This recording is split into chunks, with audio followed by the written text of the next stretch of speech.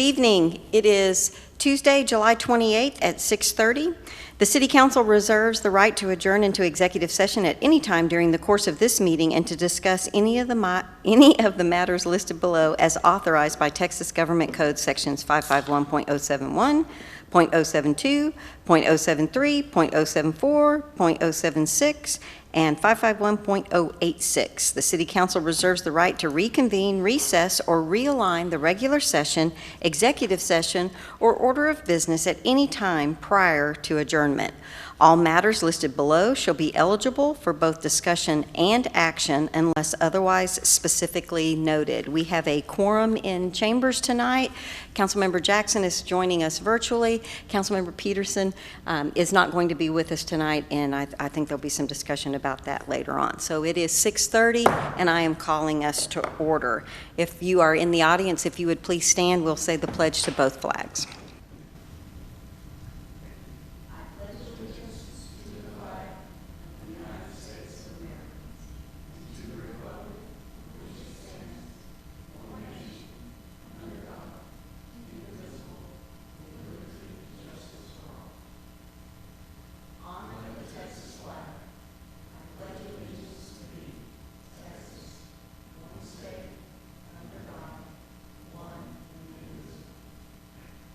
Councilmember Ennis has agreed to do our invocation tonight. If you're in the room and you'd remain standing. Councilmember Ennis.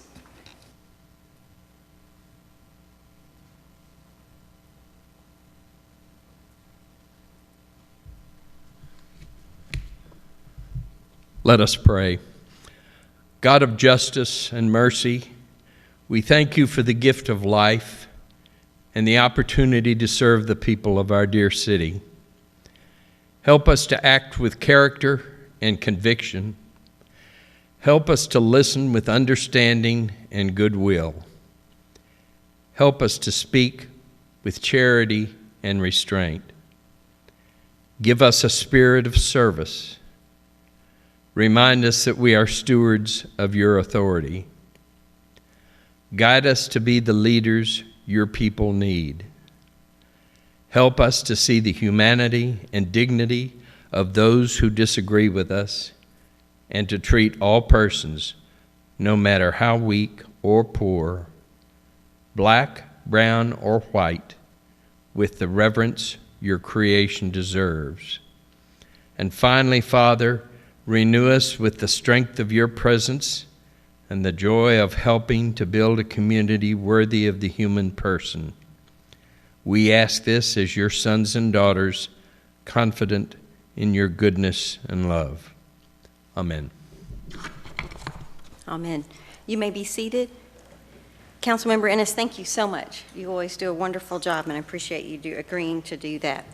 All right, we're going to be moving ahead with our mayor's report, and I'll just let folks know we'll do the mayor's report, the council member report, the city manager report, and then Chris Eckroot's going to make his presentation on 5A. And council, when we're done with 5A, we're going to jump to 9B, and we're going to vote on what we discuss and what he's told us about so that it's fresh in our memory. So that is one jump that we will be making in the agenda this evening. So I had actually got a mayor's report turned in. It was a tiny bit late, and I appreciate Colin and them taking care of that. Before we get into it, one thing that I want to mention is that we have congratulations to Peace Officer Abel Alvarado. He has completed his advanced Peace Officer certification. We have a police department that is continually doing training and making sure that they are well equipped to serve the community. And let's have our small round of applause with big hearts for Peace Officer Alvarado. It has been, okay, Colin, we can go ahead and you can go one more. So, it's been a tough week, and one of the things that's really rewarding in this job is to work with some really wonderful people. And with the new remodeling, I have found myself working catty corner from Chief Rosales. This man, I don't know when he sleeps. He is taking care of our emergency operations. He's an excellent fire chief. He responds to calls. He calls me when he's fighting fires in the middle of a field. And then, just when I thought there's no way any human being can ever do anything more, I receive a letter from Bastrop Boy Scout Troop 2010 from the Boy Scout leader, Matthew West, who says, in the middle of everything that's been going on, that Chief Rosales, along with firefighters Tommy Chalmers and Jorge Sanchez, stopped everything they were doing and did a virtual tour of the firehouse so that the boys could complete their merit badge during COVID. So if you will indulge me, I would like to take just a quick minute and read you this letter.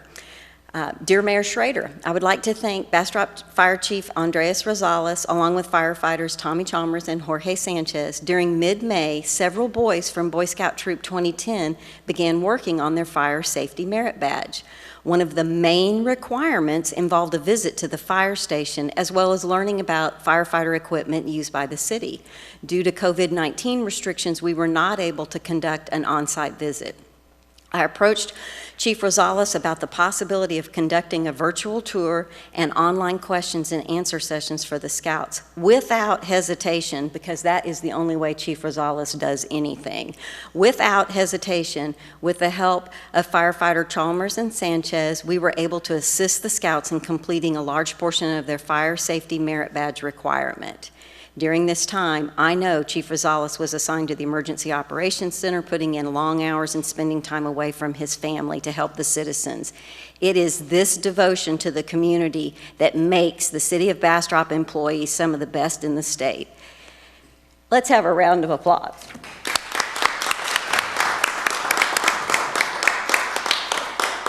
And Chief Rosales found out about 15 minutes ago that although he had gone home, that he had to come back for this meeting. And Chief Rosales, if you would come forward, we have frame certificates for you and both of the firefighters. And just an honor, and thank you to Scout Leader Matt West for doing this for you. And then you can go home. Congratulations. Thank you so much. Just so proud of the people we have an opportunity to work with. If we go to the next one, when I talk about it being a rough week, it has really been a rough couple of weeks. We have to talk about Miss Dorothy Peterson, and yesterday would have been her birthday, and she would have been 91 years old. And I am very appreciative of Mr. Peterson and his family sharing her with all of us and the community. She was well loved and well respected. I know there's information out there about services, but I just wanted to take a moment to make sure that the Peterson family knew that they were in our thoughts and prayers, and that we certainly miss Mr. Peterson tonight, but he is exactly where he needs to be, doing exactly what he needs to do. So Miss Peterson's birthday was yesterday on the 27th, and we had found out on Sunday that Dorothy Scarnulis had passed. And I came, and as a heavy heart on Sunday over Miss Scarnulis. Dorothy, there must be something in the name Dorothy, two of the most lovely women a person could ever hope to meet. I got to work, and there was a letter from Dorothy Scarnulis to me. And in Dorothy fashion, it says, "Dear Connie, as you know, my health is an ongoing challenge right now. As a result, while I very much appreciate your appointment of me to the City Parks Board, I'm going to have to step down from that assignment. I've enjoyed my work on the board and commend the wonderful staff who've worked so hard." And in Dorothy fashion, she then says, "But I have someone to recommend to fill my vacancy because I want the board to be complete." So that letter was dated on July 15th. She passed on July 26th, and I got it on Monday, July 27th. Just the picture of her is the last time I saw Dorothy, and it was on June 4th. and Jimmy Crouch, who's the chair of the Parks Board, we worked with city staff and got Dorothy a plaque recognizing all the hard work she had done to get us to be a bird city. And even though it was a virtual meeting, fully masked, I was able to knock on her door and hand deliver the plaque to her. So that was kind of a really special, neat way to spend some time with her. If you keep going around, just what a difference a year makes. August 8th of 2019, we stood at 921 Main and celebrated the Art Institute coming to town. And they are in Lost Pines Art Center right now. The building will be done in October, so it's nice to see that come to fruition. And we've talked about some great community members, and we've talked about the phenomenal staff we have an opportunity to work with. And last Friday, our city manager, Job, and our HR director, Cantrell, Miss Tanya Cantrell, came up with yet a way to have an employee appreciation lunch. And it was a drive-through, pick up your sandwich. They had a really neat, I should have brought mine.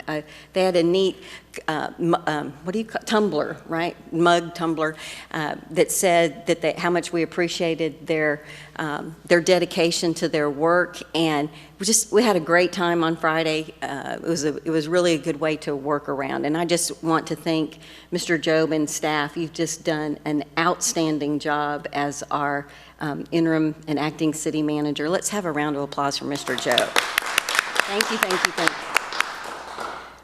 3 more days, Trey, 3 more days. Then if you flip over to the next one, that'll let you know, I just want to remind council that we do have a special workshop on Thursday that is earlier than our normal meeting, so, and we'll be back in the back of the room.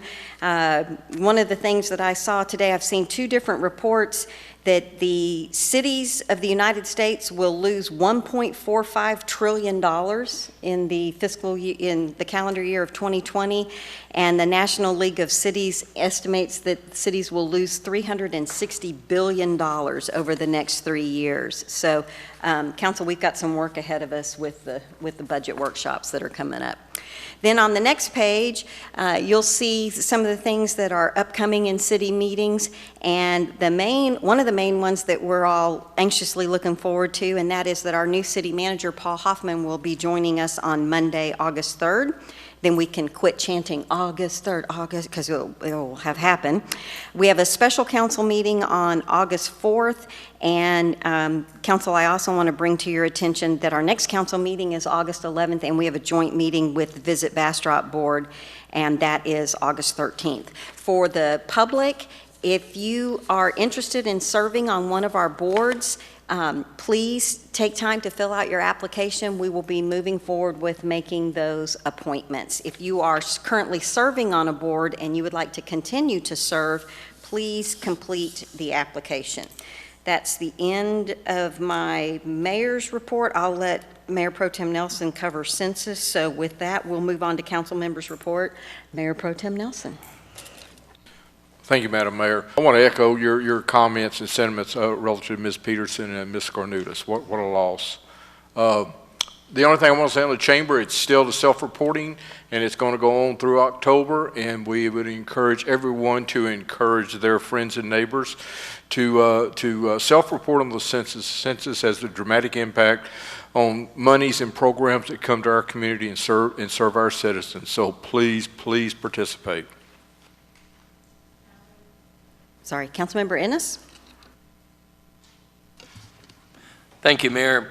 I won't go into a lot of detail about boards that I've attended, but I have attended recently the Cemetery Board, which was written up in the newspaper this past week, and the HLC, the Historic Landmark Commission. They've both been hard at work, and I want to congratulate or just recognize our boards and commissions who are still working through all of this crazy time period. I mean, the work of the city has not stopped, but on the staff side as well as the board and commission and volunteer side. So I just want to call them out for that. Thank you very much, Councilmember Ennis. Councilmember Rogers? I don't have anything this week. Okay. Councilmember Jackson?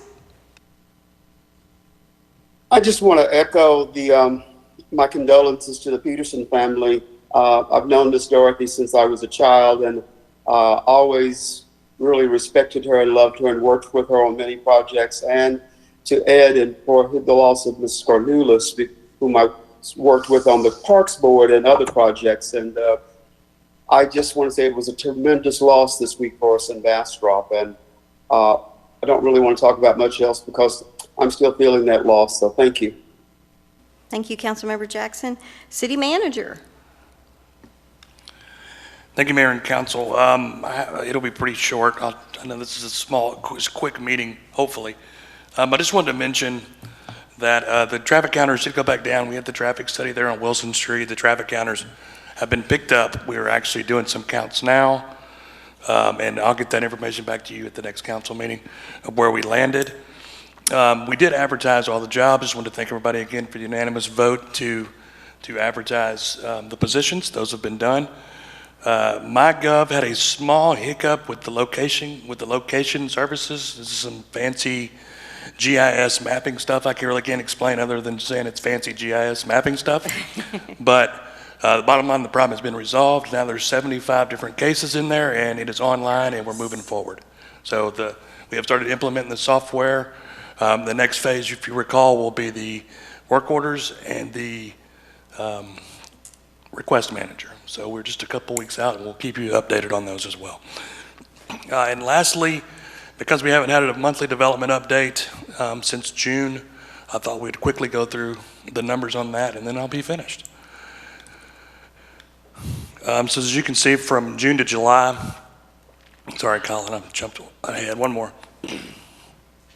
As you can see, from June to July, the permits issued were 207. That's 899 year to date. So we're still on. Businesses are still moving forward. 19 pre-application meetings and 14 pre-development meetings. So there's quite a bit going on still. Nothing has stopped in this COVID world. We're still moving forward. New certificate of occupancy that you've seen recently is the Bastrop Birthing Center at 812 Chestnut. Film Alley is finally finished with their remodel, and everybody knows they're back open. We opened up Building 6 at the Hunters Crossing Apartments. And then right where Mama Foo's was is the Lab Seafood Kitchen. That's also a new business that's opened up. Some ongoing commercial projects is CubeSmart, which I think will be up and running here pretty soon. I think they have a couple of sign issues that they'd like to take care of to P&Z.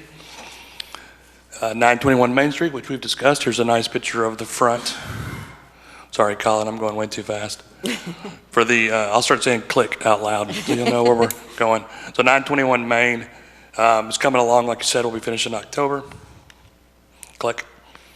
Nope, he's ahead of you. Now you're too ahead of me. One more. There we go. There, yeah. We talked about this, I believe, in the last council meeting. That's Austin Regional Clinic. They're starting to make way. They're on Highway 71 next to Seton. If you've noticed a lot of dirt moving around there south of Buc-ee's, this is going to be a quick trip, which is essentially another large gas station and convenience store, but it's more for truck traffic than it is small vehicles. And then Riverwood Commons, you may have noticed that is the second phase. Riverwood Commons 1 has been with us for quite a while, but they're moving right ahead. Residential projects, there are 282 lots in Pecan Park. 77 that were recently done. These are platted or under construction. And again, the 36 units for. So again, we're very busy. Things are going on. Just want to give everybody a heads up. With that, I'll take any questions or comments. Thank you for the update. It's always nice to how things are going, and really appreciate you serving as the planning director and the planning staff, getting all those permits out and taking care of things. Appreciate that very much. All right, council, we're going to move on to item 5A, and we're going to hear from one of our favorite presenters, Chris Eckroot. We're on 5A, presentation and discussion of the City of Bastrop water and wastewater impact fees with Chris Eckroot from New Gen Strategies and Solutions. Are we going straight to Chris? Good evening, Mayor and Council. Hopefully everybody can hear me okay. If you can't, please let me know otherwise. Appreciate the opportunity to be with you, even virtually tonight. I know that the business of the city does not stop, so again, I do appreciate the accommodation. As you'll recall, last time we spoke together about impact fees, we mentioned that we were going to be going through and regularly updating impact fees. And this is an important tool of the city to make sure that you can fund development. And so that's what we're talking about tonight. This is a regular process we go through, but happy to answer any questions that may come up along the way. I believe Colin, or if you're running the presentation, or whomever may be running the presentation, if you'd go ahead and move on, please. Perfect, right there, we'll go right there. So again, impact fees, what are they? Impact fees are a mechanism to help the city fund development. It allows development to pay for development. Impact fees are governed by Chapter 395 of the Texas Local Government Code. There are very specific requirements in their calculation and administration. So we have to make sure we do this properly and maintain compliance with regulations. With that, we can go on to the next slide. So there are certain things we can and cannot pay for via impact fees. What costs are recoverable? What can we pay for with impact fees? Very simply, we can pay for the construction cost of new growth. We're limited to a 10-year time window. So we're looking at just growth for the next 10 years, and we can pay for the construction of assets that are needed, capacity, to serve that growth over that 10-year time frame. So again, construction, surveying and engineering associated with those assets to provide the capacity for new growth. We can pay for land acquisition and associated costs. We can pay for financing. Many of these assets that we're developing, this water and wastewater capacity we're developing, there's significant capital costs there. Typically, we use debt to fund that capacity. And so that debt cost, that interest cost, we can include a portion of that within the calculation. Also, the cost of our work that we do, the engineering cost, all that can also be included within impact fees. On the next slide, slide 32, you're going to see the things that we cannot recover. So if there is a capital improvement project that is not growth related, we cannot include that in the impact fee calculation. The cost to operate and maintain our systems, those are not recovered in impact fees.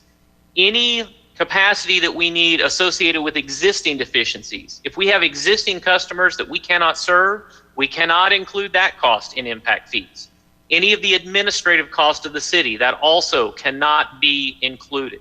And so again, very strict requirements. We have to make sure we follow those requirements. Chris, so in other words, if we find something that needs to be done for our existing city structure, I mean, the way it stands right now, that is not something that can be financed this way? That is correct. If it's existing capacity deficiency or replacement of capacity that is serving existing customers, you cannot include that in impact fees. This is only for new growth. Okay, thank you, sir. I just wanted to reiterate that, make it clear. So on slide 33, we'll go ahead and click over there. So again, there's basically three parts to an impact fee calculation. We start with land use and population projections, determining what that growth is going to be over the next 10 years. We then look at the capital improvements plan. What are the capital improvements that are going to be associated with that growth? Again, we're limited to that 10-year window. On slide 34, the third part of calculating the fees comes down to the dollar amount. And here we're looking at not only the cost of those capital improvements, but also the cost of financing. Now, one thing I also want to point out is the Chapter 395, the law requires us to include a credit within the calculation. There's two ways to do this. One, we can provide a credit for utility revenues that would be generated by the new development, or we can simply take the fee and cut it in half. And that's the approach that we've taken tonight. It's consistent with what we've done in the past, where we just take this 50% credit. This is to ensure that we don't double recover cost, one through the impact fee and then the other through utility rates. So again, this is a protection on those that are paying the impact fee. On slide 35, so again, some of the key assumptions we're using right now, we're utilizing a 3% growth factor over the next 10 years. That would produce an estimated 2,100 new water connections. Slightly under that, 1921 new wastewater connections. We have 35 water capital improvement projects that we've included at least a portion of, and 22 wastewater capital projects.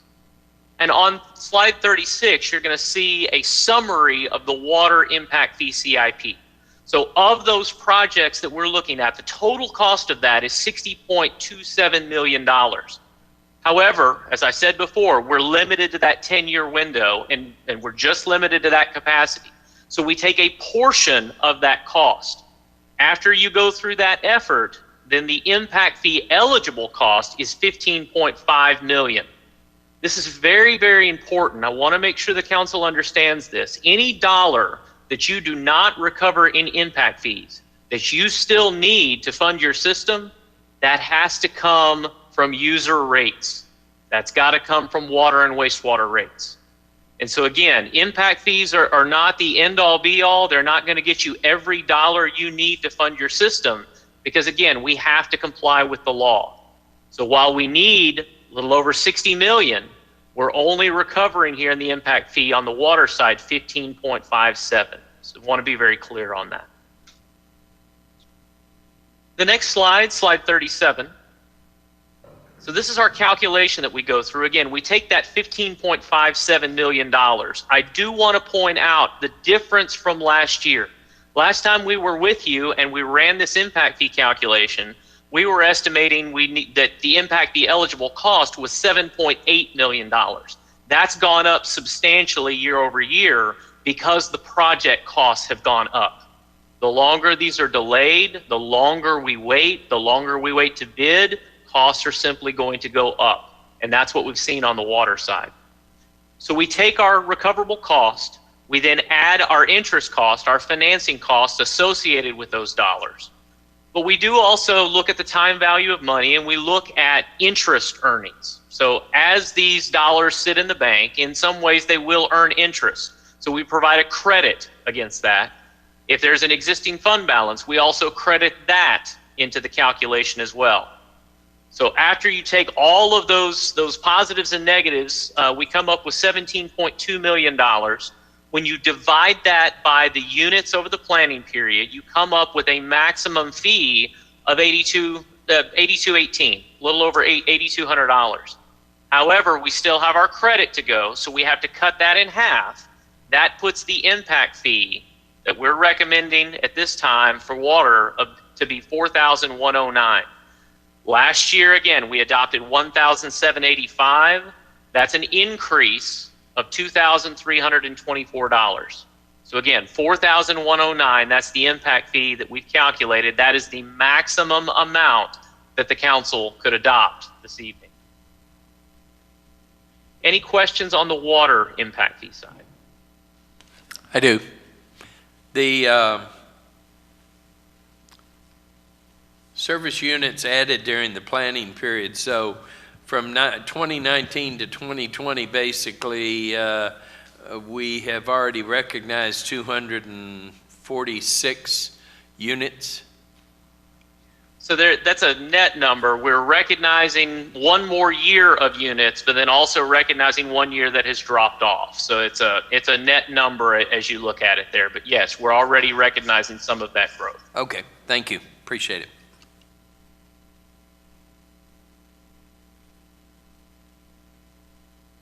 All right, hearing no other questions, we'll move on to the wastewater side, slide 38.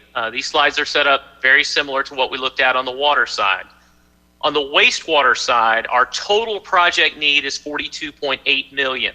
When we adjust for the capacity we need over the next 10 years, that is reduced to $20.5 million. So only $20.5 million can be carried through into the impact fee calculation.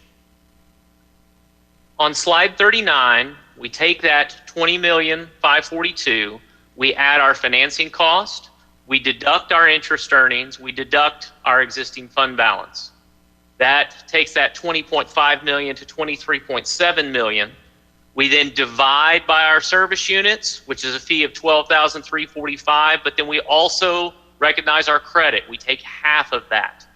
So our recommended wastewater fee based on our calculations this year is $6,173. Last year, that fee was $5,020. That was what was adopted by council. So this fee of $6,173 would be an increase year over year of $1,153.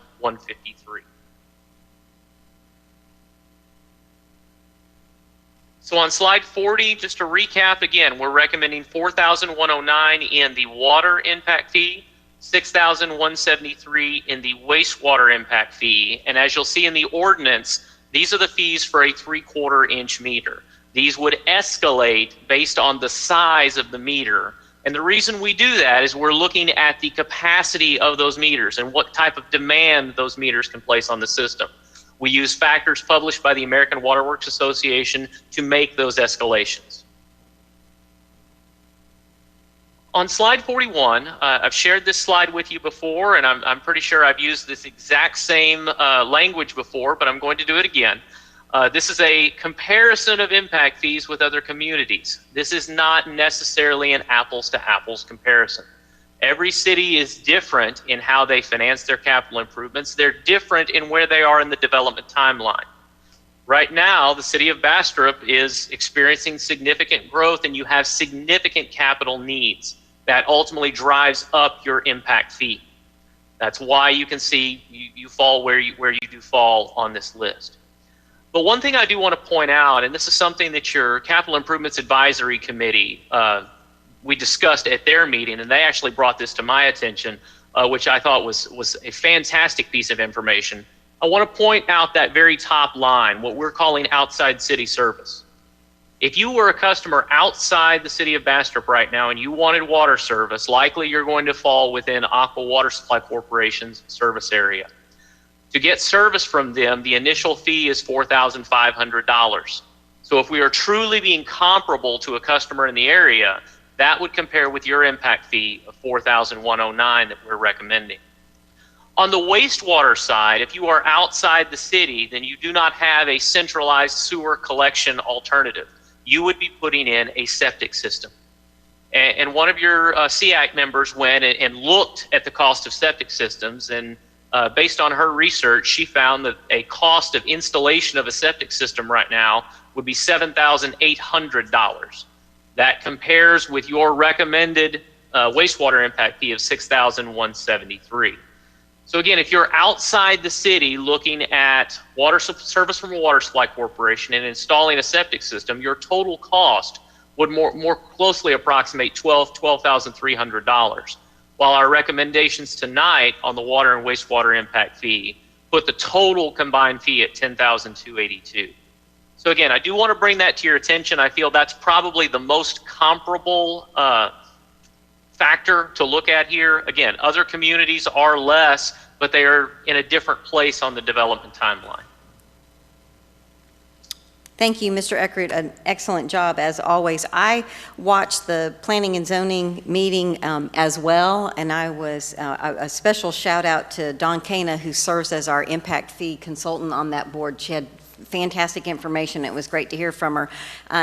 My notes, and I saw them in the staff report too, I think it's only fair, Chris, that we point out that you are not highballing the outside services, because for Aqua, and it would be, this is a reasonable, I'm not saying anything against Aqua at all, but if you are more than 30 feet from the water supply, then you pay $8 a linear foot for that. So the least that you can pay is that the fee of the $4,500. If you're too far, if you're on a large piece of property, if your house is more than 30 feet from where the service is going to be, they basically have 30 feet built into their rate, but anything beyond that, you would be also paying $8 a linear foot. So that could cause it to go up. And the range of septic system prices were from $7,800 to $9,000. So I just want to point out that Chris is trying to be conservative, that we're not highballing it to try to make our proposed fees look lower. The other thing is, you will note, let's just use land acquisition as an example. It's not that, oh, well, if we have to spend money on a land acquisition, we'll just stick it all in the impact fees. Only 50% of that can be in the impact fee, which means whatever you can't collecting the impact fee has to go in the overall rate that's being paid by all of the community, because at the end of the day, our system has to be supported by the folks that are using that system. So, and I know there are a few folks out there that might say, well, I got up this morning and flushed my toilet and everything was fine, I shouldn't have to pay anymore. But we've had countless hours of meetings of knowing that our infrastructure is not up to par. We are going to have to update the system. And so I just want to make sure that we're all on the same page. Council, do you have any questions for Mr. Eckert, Mayor Pro Tem Nelson? Go ahead. I thought he went first. I wasn't sure. No, he was first. Mayor Pro Tem? Chris, on the cities that we use as comparisons, can we assume that some of these have not visited their impact fee CIP in some time, and perhaps they're in the process of doing so to reevaluate?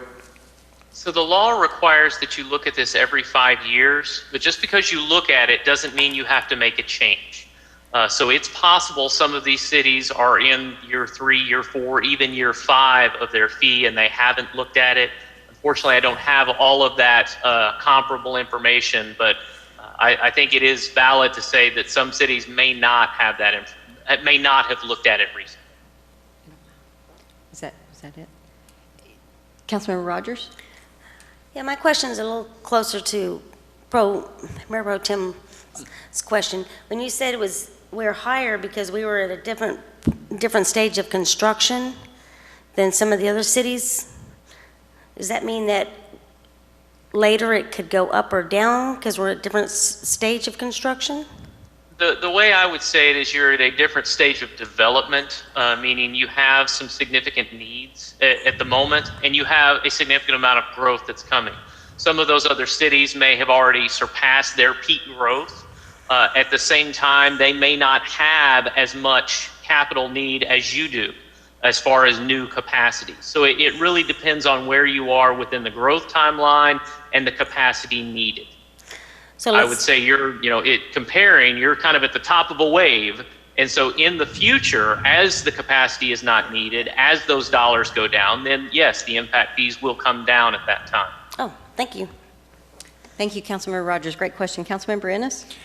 I find it interesting that on your list here, the cities with that you might say have the highest impact fees are the ones that are closer to Austin, aka more growth, whereas the cities like Burnett and maybe Lockhart and Pleasanton are further away.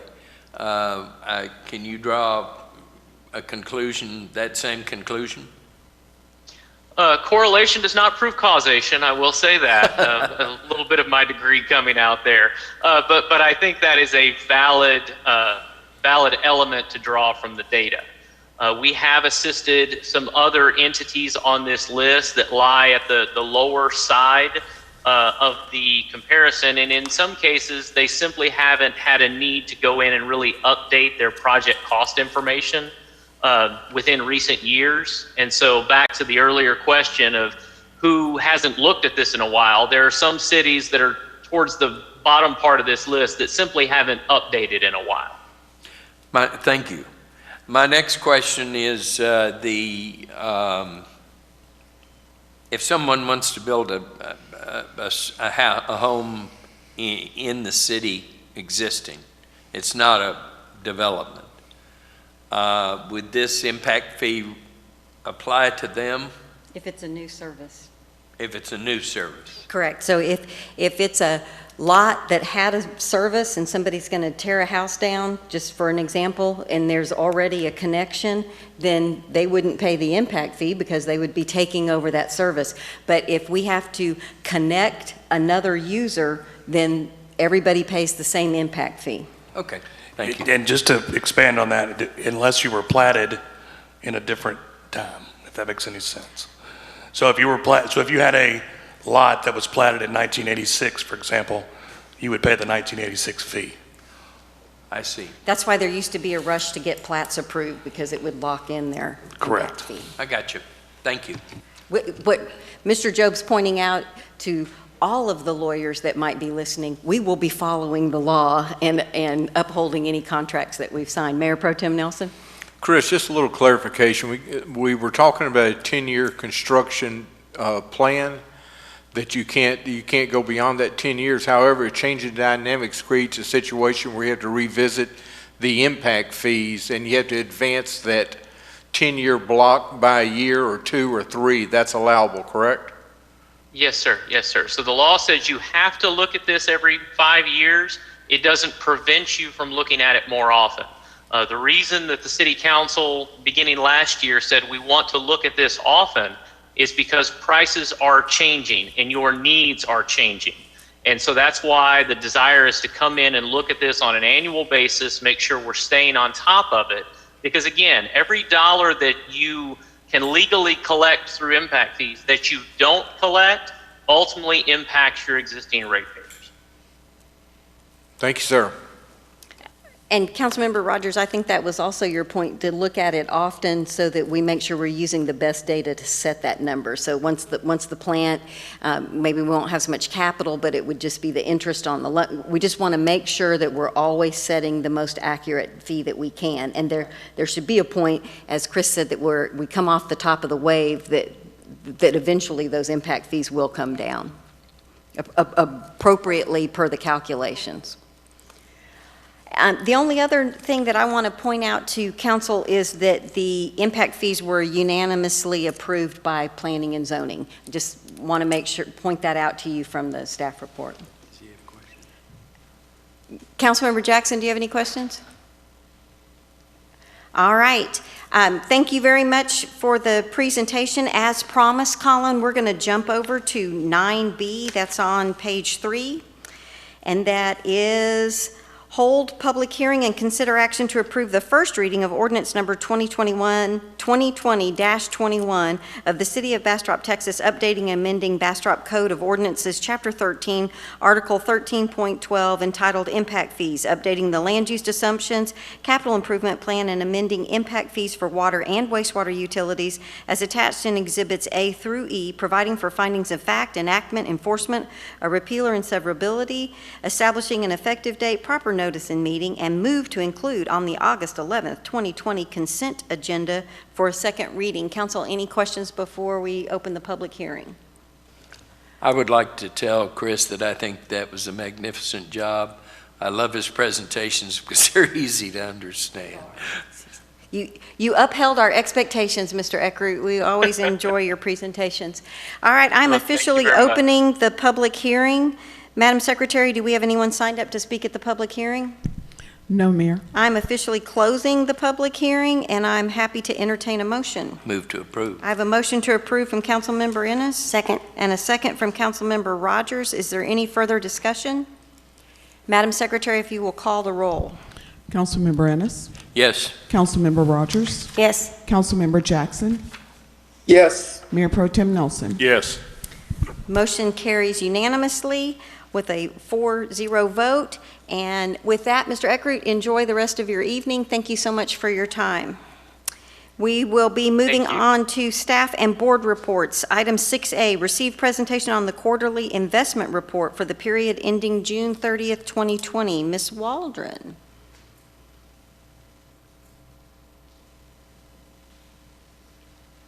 Good evening, Mayor and Council. So this is the quarterly report that's required by the Public Funds Investment Act and also our internal investment policy. We did go down by about $2 million from one quarter end to another. The majority of that is just pulling those funds out of investment when we have CIP projects that we're funding. You'll notice that the investment rate return that we're getting currently, based on, we've got some CDs that are coming out of a good rate of return, and we're having to put them into a not so great of return. But it's like all our savings accounts right now, yes. Right? So that's kind of what we're looking at right now. If you have any questions, I'd be happy to entertain. Any questions from council? Madam Mayor. I'm sorry, Councilmember Ennis? I think you explained this, but if you clarify for me, you say that our policy states at least 10% of the portfolio should be in highly liquid securities. We have 52%. Is that the times we're going through? I mean, the pools, we have more of our money in the pools versus the CDs. I mean, none of them are earning much more. We used to get a little bit more in the CDs than we did in the pools. Right now, you're really not seeing that much more rate of return. It just means we have more sitting in the pool than the money market. I can transfer that in one day, so it's extremely liquid. The CDs, I have to wait for them we do have them laddered, so they're always coming available, but they're not quite as liquid as the pools. Great, thank you. Mr. Job, we're spending quite a bit of money on these CIP projects, correct? So that's the other reason of having them liquid, so we can make those payments. Yes, we need to be flexible. That's Yeah. correct. Absolutely. That's what I was looking for, was reasoning. Yep. All right, council, we'll move on to item 6B, receive presentation on the unaudited monthly financial report for the period ending June 30th, 2020. Ms. Waldron. Yes, so no surprises in this report, really. I think that we're moving along this month as we did last month. The economic indicators are not great, so I've put them there for your reading. But as far as revenue is concerned, the funds that we have been monitoring, we are still monitoring the electric fund, the hotel occupancy tax fund, the cemetery fund. As far as the expense side is concerned, we are running net positive against forecast in all of our funds.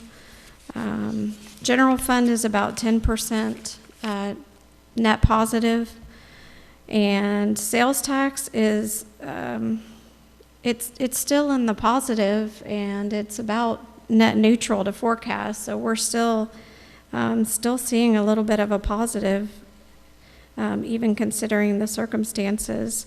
On the property tax side, as I've reported, we're running below forecast. We anticipate to end up below forecast.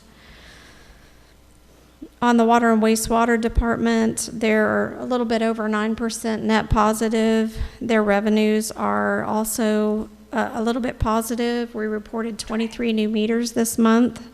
So the residential development is continuing to move along. On the electric fund, they're net positive, almost 2.5%. Their revenue is below forecast, and I've talked about the LCRA credits that we have been given, and we're just passing those on to our citizens. And so our forecast was not based on those credits. We didn't know about them. The hot fund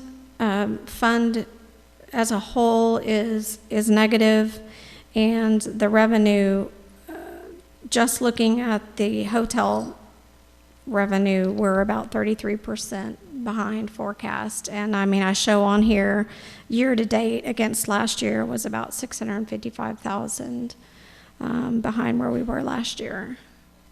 We will see an increase in in July's report, because it will reflect June's, and there was a little bit more activity going on in June. So hopefully we'll see an uptick next month. And I have the legal summary on the back. Council, I would encourage you to spend some time looking at those hot fund numbers. We have our joint meeting coming up is at Bastrop. We're going to have budget discussions about the critical assets that we fund. We've got some tough decisions and some tough conversations ahead of us. Councilmember Ennis? Mm-hmm. The property tax, was there unusual amount of protests this year? So what we base our budget numbers and our assessed value that we step out with, what we do is we take the certified amount that we're given, and then we take a percentage of the under review. And for 2019, we used 80%. We've used 80% for years, and it's never been an issue. But we've seen the numbers and how much of a swing. I actually was on the phone this morning with Fawn, with the appraisal district, just trying to understand the movement and how we're supposed to interpret the numbers so that we can step out differently for 2020's assessed values.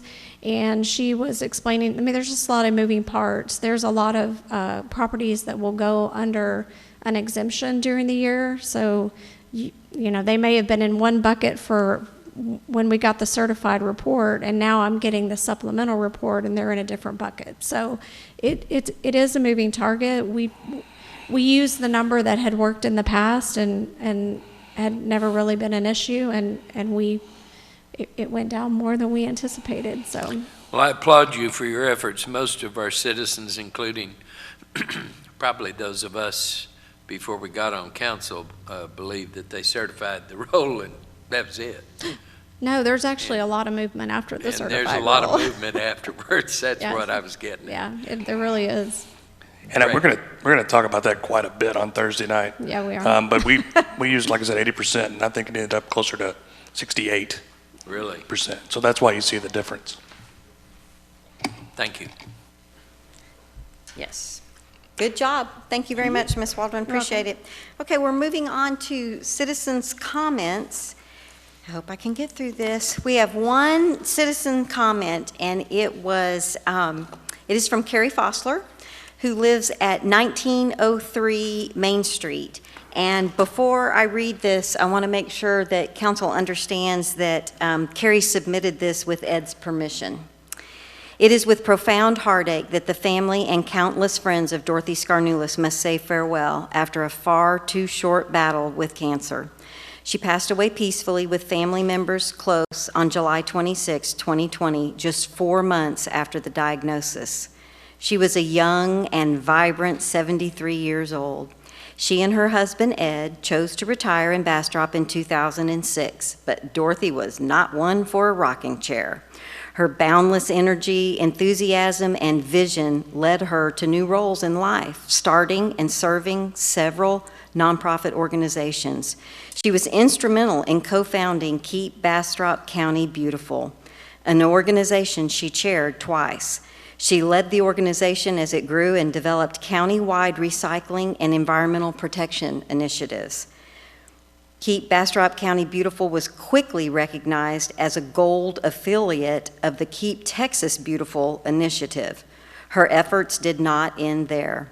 She served as treasurer for the Bastrop County Democratic Party. She worked on the Bastrop County Child Welfare Board, the City of Bastrop Parks Board, and helped Bastrop to be declared a dark sky city.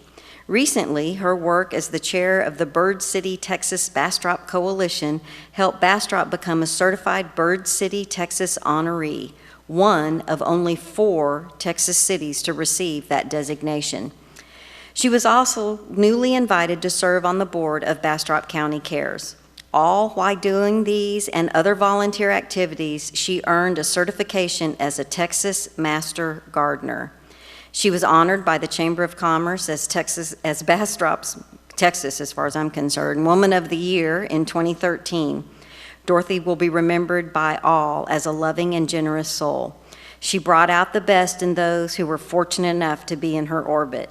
We are grateful she invested so much of herself into the beautification and betterment of Bastrop County, and we hold her husband Ed and her family close in our hearts as they grieve and cherish this amazing woman, our friend Dorothy.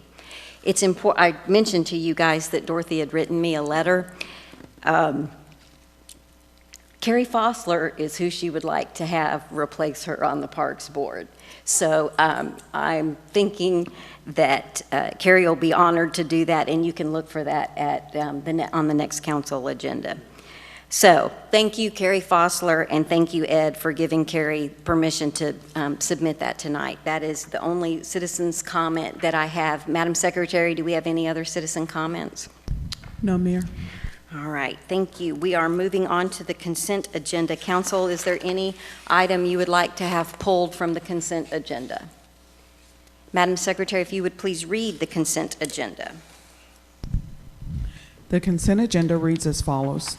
Item 8A, consider action to approve City Council minutes from the July 14, 2020 regular meeting. Item 8B, consider action to approve the second reading of Ordinance number 2020-19, of the City Council of the City of Bastrop, Texas, amending the development standards for the Bastrop Grove Residential Plan Development District with a residential base use for 67.111 acres out of the Nancy Blakey Survey, Abstract 98, located south of Agnes Street and east of State Highway 304, within the city limits of Bastrop, Texas, as shown in Exhibit A and B, including a severability clause establishing an effective date. Item 8C, consider action to approve the second reading of Ordinance Number 2020-20 of the City Council of the City of Bastrop, Texas, amending the budget for the fiscal year 2020 in accordance with existing statutory requirements, appropriating the various amounts herein as attached in Exhibit A, repealing all prior ordinances and actions in conflict herewith, and establishing an effective date. This concludes the consent agenda. Move to approve. I have a motion to approve from Mayor Pro Tem Nelson and a second from Councilmember Jackson. Madam Secretary, if you'll call the roll. Mayor Pro Tem Nelson. Yes. Councilmember Jackson. Yes. Councilmember Ennis. Yes. Councilmember Rogers. Yes. Thank you, Council. Motion passes unanimously. The consent agenda is approved. We're moving on to item 9A, consider adopt on first and final reading ordinance number 2020-22 of an emergency measure ratifying temporary emergency orders enacted by the mayor in her capacity as the emergency management director in regards to the current local state of disaster for the immediate preservation of the public peace, health, or safety.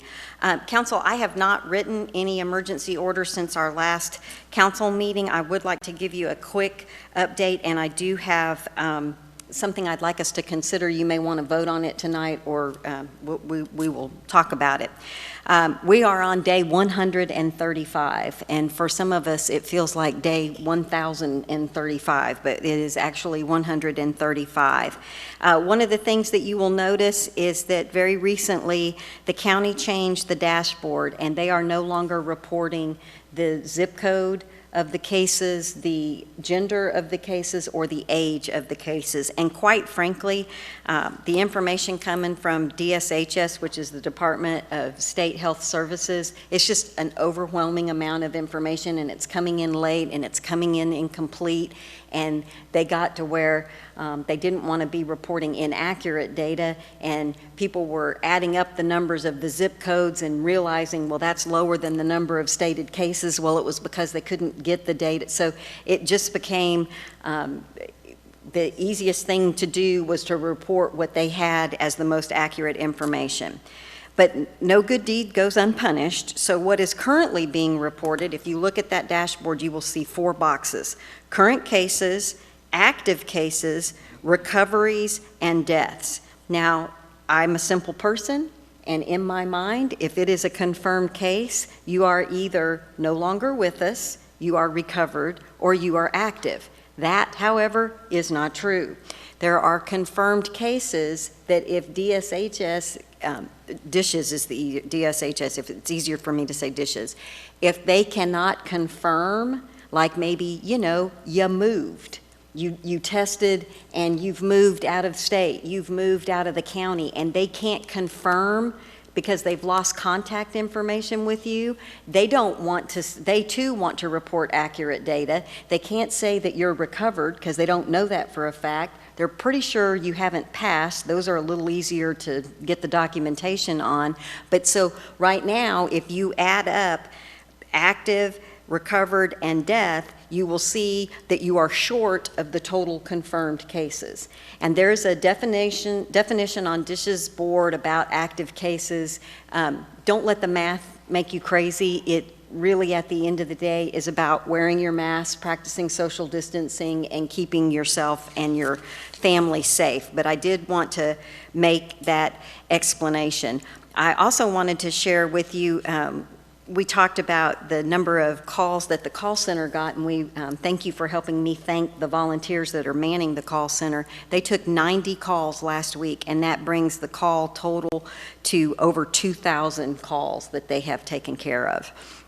Another update, we've mentioned to you that Acadian is currently running the site out at Mayfest that you can get to through the county portal, and they're hoping that the site in Elgin will be open on Monday. And we had talked about that there would be a site in Elgin and a site in Bastrop, so looks like they're getting pretty close to the Elgin site.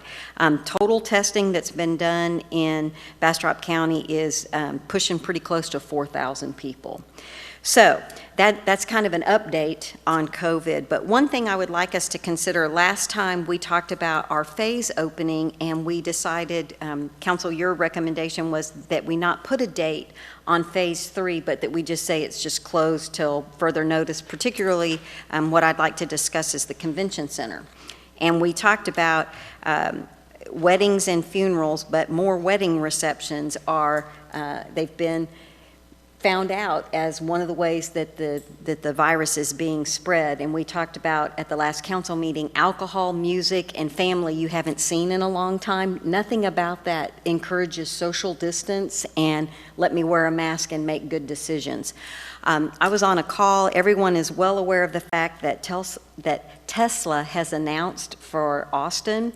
We'll get an update from our EDC director, but I'll let you know that we're already getting phone calls for support organizations for Tesla that might want to locate in Bastrop. So there is a lot going on. One of the things I would like council to consider is perhaps if we say that the convention center cannot be used for social gatherings that include music and alcohol.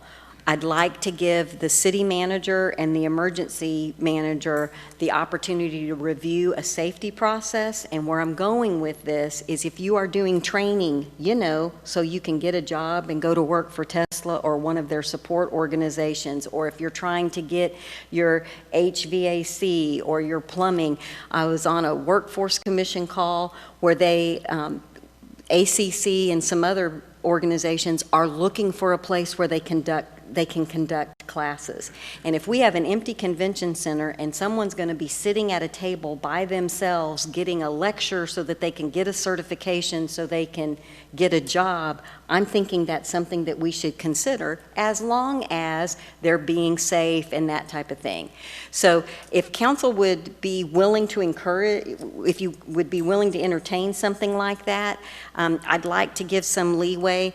Obviously, Mr. Job for 3 more days, Mr. Hoffman for when he starts on Monday, give some flexibility to staff to be able to evaluate and use some common sense on if there are appropriate ways to utilize the convention center. If that's something that council would consider, I would encourage you to do so. Councilmember Rogers? Well, I think that's a well thought of reason to use the convention center. We know that the wedding receptions, you're out there, you're drinking, you're loving each other because they're your family, but how often did you love the person next to you in the class? Not very often. So I think that's a great use. I mean, it gives the convention something. I mean, I think they can use the safety protocols pretty well in that kind of, environment. Thank you very much, Councilmember. Is anyone, Mayor Pro Tem Nelson? Well, I'm in complete agreement. I think it's a brilliant idea. I think that we need to set clear criteria on safe and healthy safety and health plans so that people know what to expect and they can submit the appropriate safety and health plan. But yes, I'm in complete agreement.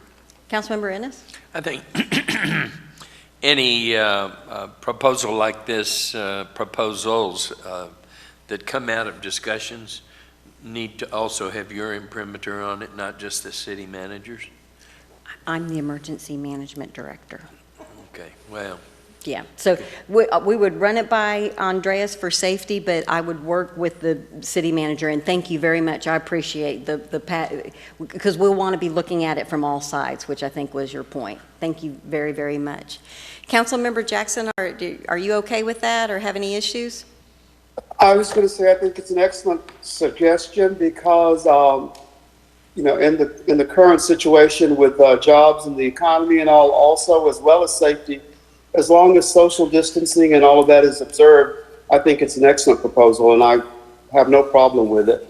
So, Council, what I would be happy to entertain as a motion that would modify Phase 3 to allow utilization of the convention center with the mayor and city manager's approval. If somebody would like to, Trey, does that cover us? Mr. Borquez, is it something like along those lines? Does that give us cover to have some flexibility? I think the city manager has that authority now, as do you as emergency management director. But I think that direction from council is wise, and it sounds like you have it, so I proceed along those lines. Okay. So moved. I have a motion from Second.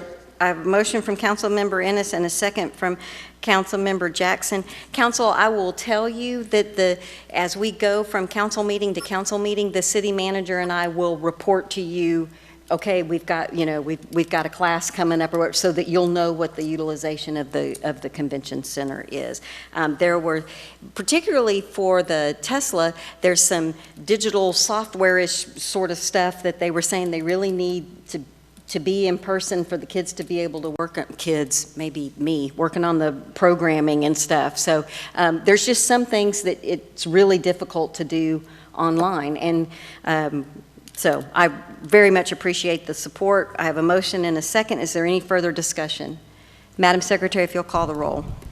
Councilmember Ennis, Yes. Councilmember Jackson, Yes. Mayor Pro Tem Nelson, Yes. Councilmember Rogers. Yes. Motion passes unanimously. Thank you very much, Council. I think that's a good, I think we're being good stewards of our assets and trying to help the community. That completes our items for individual consideration. 7:36, I don't know if that's a record, but let's hope so. We are moving on to the executive session.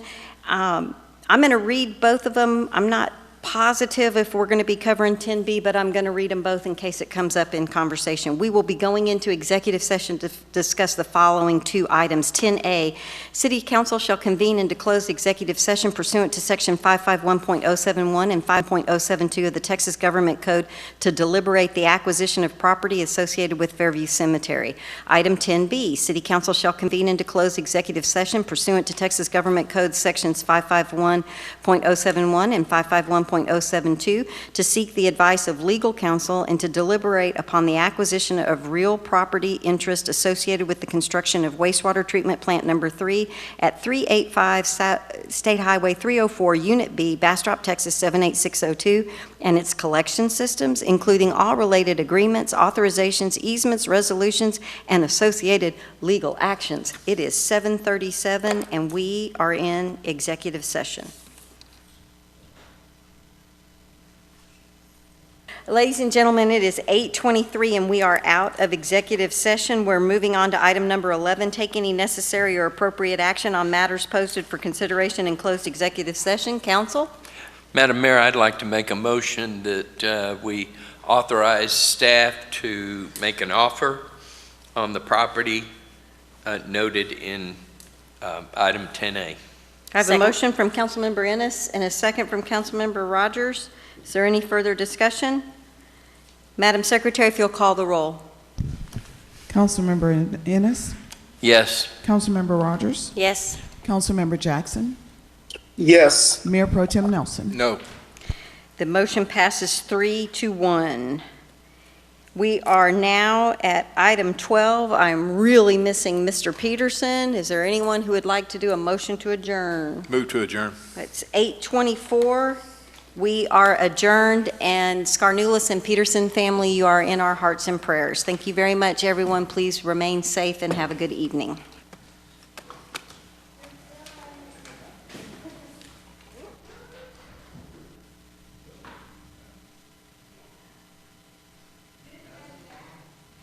Good night. Bye, Doc.